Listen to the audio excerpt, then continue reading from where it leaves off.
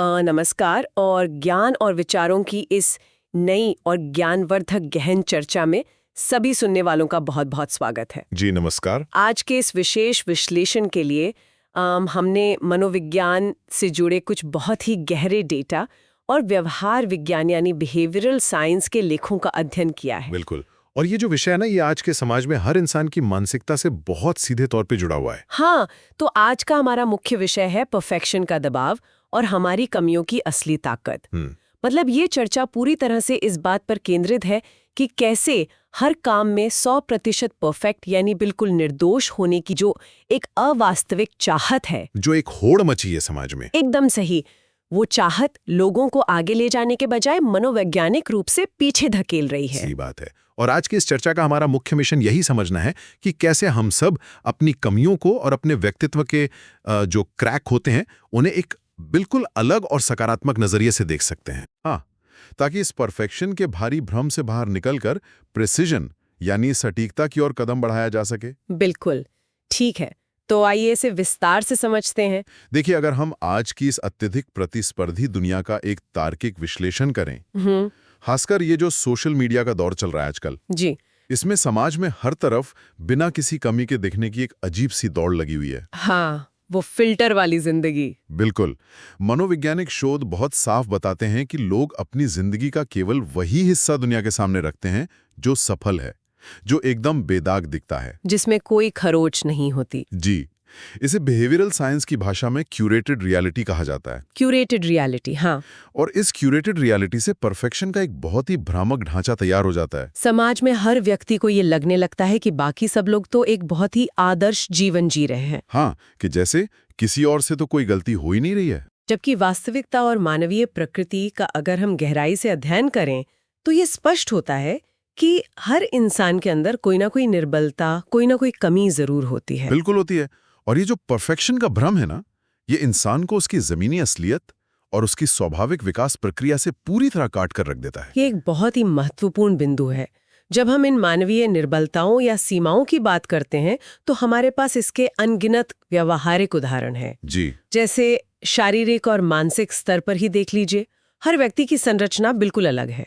कोई इंसान शारीरिक रूप से एथलीट की तरह बहुत तेज नहीं दौड़ पाता, कोई भारी वजन नहीं उठा पाता। हाँ। और स्वास्थ्य के मोर्चे पर देखें तो कोई किसी असाध्य रोग से पीड़ित होता है और रोजाना अपने ही शरीर के भीतर एक युद्ध लड़ रहा होता है। सही कहा।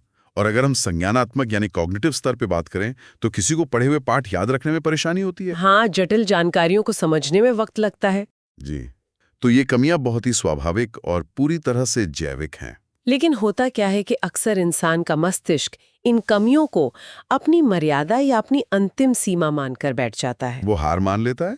बिल्कुल, मस्तिष्क ये मान लेता है कि इन खरोंचों या इन कमियों के साथ प्रगति करना तो संभव ही नहीं है। लेकिन व्यवहार विज्ञान के वो उदाहरण भी मौजूद हैं जहां जो लोग साहसी होते हैं, जो लगातार तार्किक पुरुषार्थ करते हैं, वे अपनी इन निर्बलताओं को पछाड़ देते हैं। एकदम सही, वे ये सिद्ध करते हैं कि कोई भी शारीरिक या मानसिक कमी मानव संकल्प के आगे अंतिम सत्य नहीं है। और इससे एक बहुत जरूरी सवाल उठता है। जी बताइए। अगर इंसान सच में जैविक और मानसिक रूप से पूरी तरह से परफेक्ट या दोषरहित होते तो क्या इस दुनिया में कुछ नया सीखने या नई तकनीक खोजने की कोई गुंजाइश बचती? शायद बिल्कुल नहीं। विकासवादी मनोविज्ञान के अनुसार इंसानी विकास का पूरा आधार ही हमारी कमियां, हमारी जरूरतें और हमारी गलतियां हैं।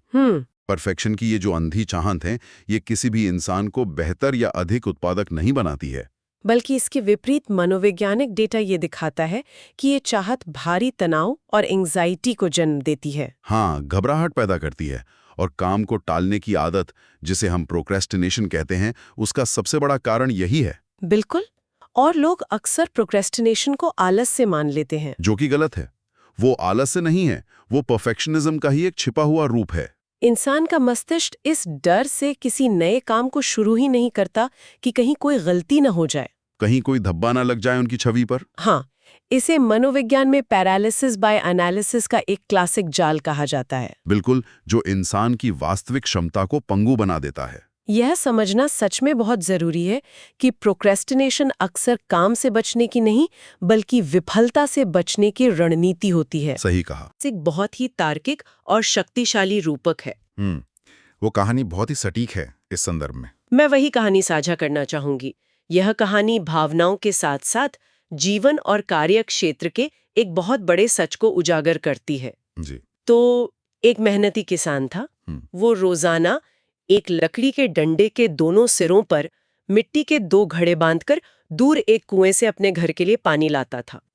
अब इन दोनों घड़ों की भौतिक संरचना में एक बहुत ही स्पष्ट अंतर था। एक घड़ा अपनी बनावट में बिल्कुल परफेक्ट था, एकदम बेदाग। हाँ, जिसमें से पानी की एक बूंद भी बाहर नहीं गिरती थी। लेकिन जो दूसरा घड़ा था, उसकी सतह पर एक छोटा सा क्रैक था। और उस क्रैक का सीधा भौतिक परिणाम ये होता था कि कुएं से घर पहुंचने के उस लंबे रास्ते में उस घड़े का आधा पानी धीरे धीरे रिसकर जमीन पर गिर जाता था। बिल्कुल। और इस स्थिति से एक बहुत ही गहरा मानवीय पहलू सामने आता है। जो परफेक्ट घड़ा था, उससे अपनी इस बनावट पर बहुत अहंकार था। उसे लगता था कि वो 100% उत्पादक है। हाँ, वो अक्सर उस क्रैक वाले घड़े को नीचा दिखाता था, उसे बोझ और बेकार कहकर उसकी उपयोगिता पर सवाल उठाता था। परफेक्ट घड़े का तर्क था कि उस क्रैक की वजह से किसान की आधी मेहनत रोजाना बर्बाद हो रही है। और दूसरी तरफ वो क्रैक वाला घड़ा ये सब सुनकर मनी मन खुद को बहुत शर्मिंदा महसूस करता था। वो खुद को अपर्याप्त और मूल्यहीन मानता था।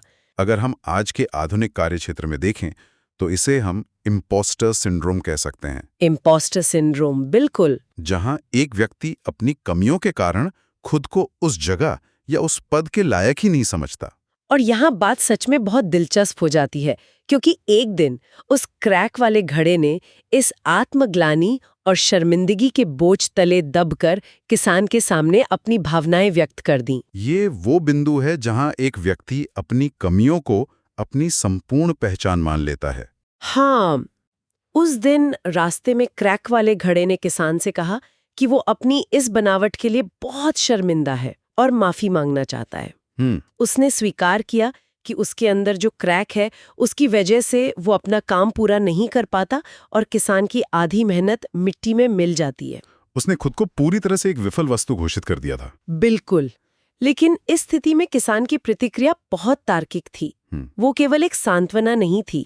वो दृष्टिकोण में एक बड़े बदलाव का उत्कृष्ट उदाहरण है। एकदम सही। किसान ने उस घड़े की कमी को नकारा नहीं और ना ही वो उस पर क्रोधित हुआ।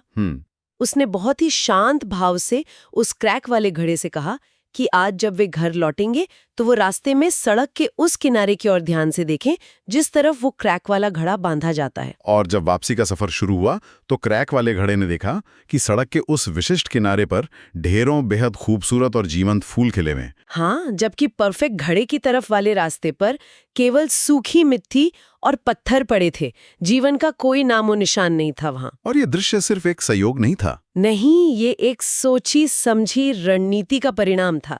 किसान ने उस क्रैक वाले घड़े को समझाया कि उसे उस क्रैक के बारे में पहले दिन से ही पता था।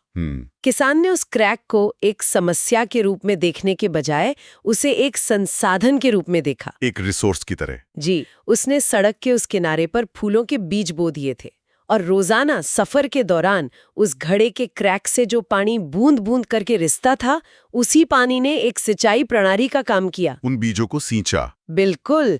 उसी क्रैक और रिसते हुए पानी की वजह से आज वो खूबसूरत फूल खिल पाए थे। ये बहुत ही गहरी बात है। किसान ने स्पष्ट किया कि आज उन्हीं फूलों से रागीरों को मानसिक शांति मिलती है, समाज में सुंदरता फैलती है और उन्हीं फूलों से किसान का अपना घर भी महकता है।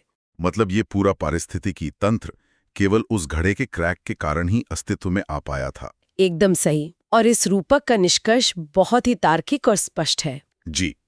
जब परफेक्ट घड़े को इस पूरी प्रक्रिया और उस क्रैक के वास्तविक प्रभाव का पता चला तो उसका अहंकार तुरंत समाप्त हो गया। उसे अपनी उस संकीर्ण सोच पर शर्मिंदगी हुई जो केवल पानी ढोने को ही सफलता का एकमात्र पैमाना मान रही थी। बिल्कुल। उसने क्रैक वाले घड़े से क्षमा मांगी और क्रैक वाले घड़े ने भी करुणा दिखाते हुए उसे माफ कर दिया।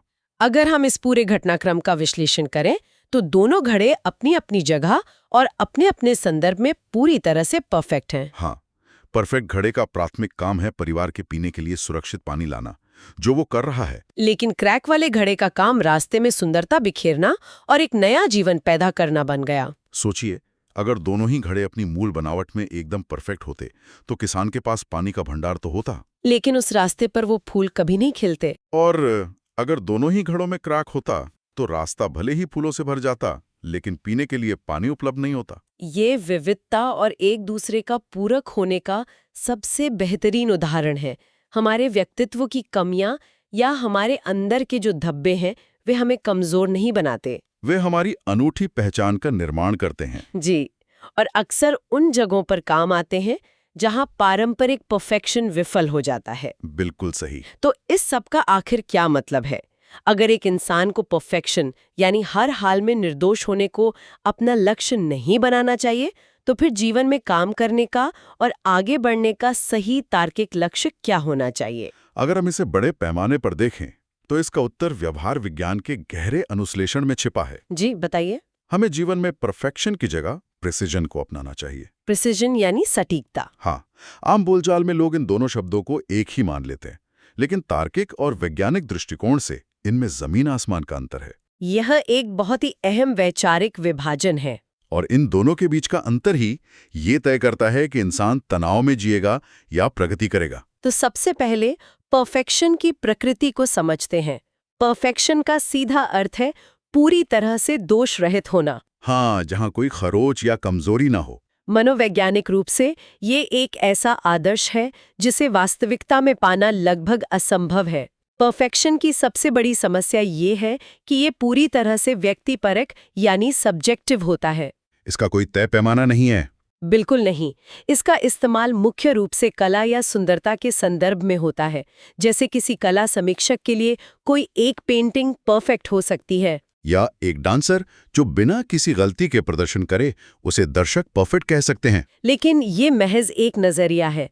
जो चीज एक के लिए परफेक्ट है वो दूसरे के लिए परफेक्ट नहीं होगी। ये एक चलता फिरता लक्ष्य है जो कभी हासिल नहीं होता। एकदम सही। और इसके विपरीत जब हम प्रिसिजन की बात करते हैं तो हम एक पूरी तरह से वैज्ञानिक धारणा की बात कर रहे होते हैं। प्रिसिजन का अर्थ है सटीक होना, सही होना और अपने परिणामों में निरंतरता बनाए रखना। हाँ, कंसिस्टेंसी। बिल्कुल। प्रिसिजन व्यक्तिपरक नहीं है, यह पूरी तरह से वस्तुनिष्ठ है यानी ऑब्जेक्टिव है। इसे भावनाओं से नहीं, ठोस डेटा से मापा जा सकता है। और इसका इस्तेमाल विज्ञान, इंजीनियरिंग और तकनीक में होता है। सबसे बड़ी बात, प्रिसिजन कोई जन्मजात गुण नहीं है।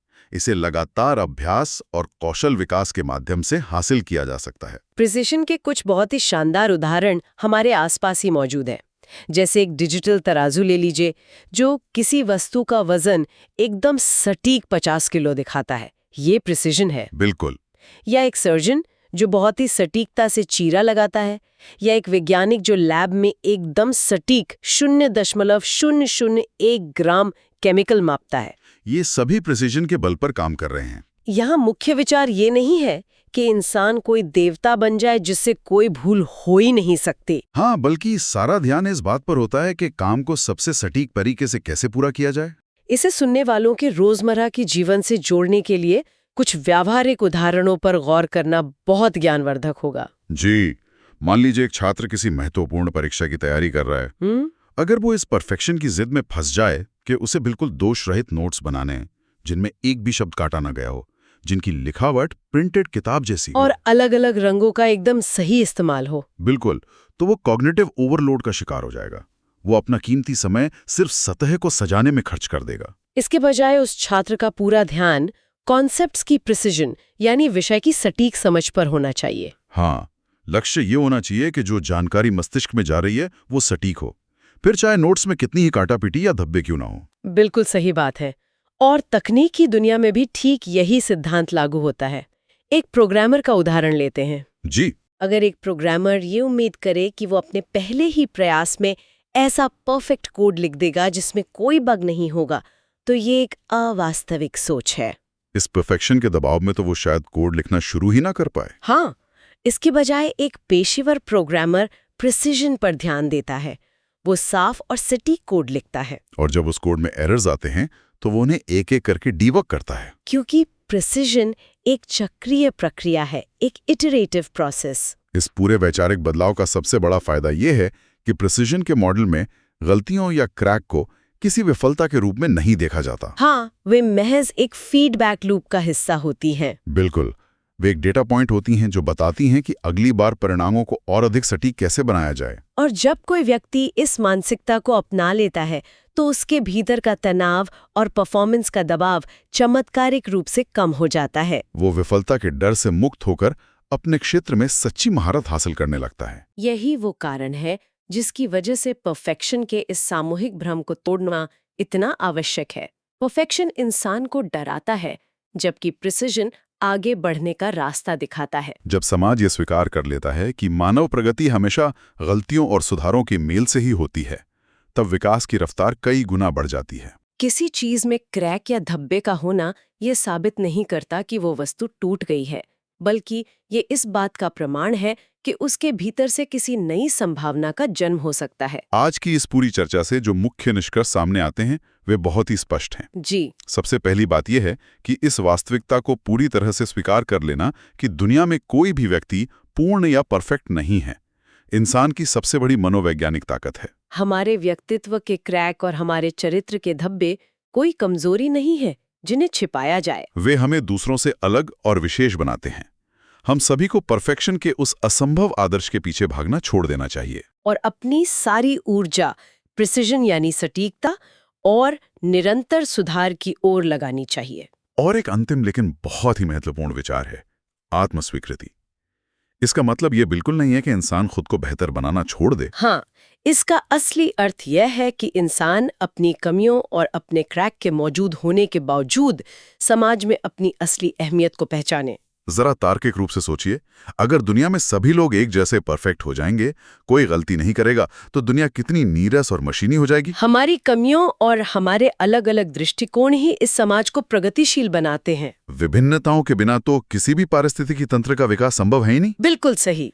इस गहरी चर्चा के समापन पर हम समाज और सभी सुनने वालों के लिए एक बहुत ही शक्तिशाली और उत्तेजक विचार छोड़कर जाना चाहेंगे, जिस पर एकांत में विचार किया जाना चाहिए। जी बिल्कुल। जरा सोचे, इंसान के व्यक्तित्व की वो कौन सी विशिष्ट कमी या वो कौन सा क्रैक है जिसे वो हमेशा दुनिया की नजरों से छिपाने या सुधारने की कोशिश करता है, इस डर से कि समाज उसे कैसे आंकेगा। हाँ, लेकिन क्या हो अगर किसी इंसान का वही एक क्रैक, वही एक छोटी सी कमी इस प्रकृति का दिया हुआ वो सबसे अनूठा उपकरण हो जो किसी और की बंजर राह पर खूबसूरत फूल खिलाने के लिए ही बना हो। ये सच में एक बहुत गहरा विचार है। इस गहरे विचार के साथ हम आज के इस विस्तृत विश्लेषण को यहीं विराम देते हैं।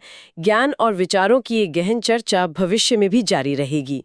अपनी कमियों को अपनी ताकत बनाते रहिए और प्रिसिजन के साथ आगे बढ़ते रहिए। नमस्कार। नमस्कार।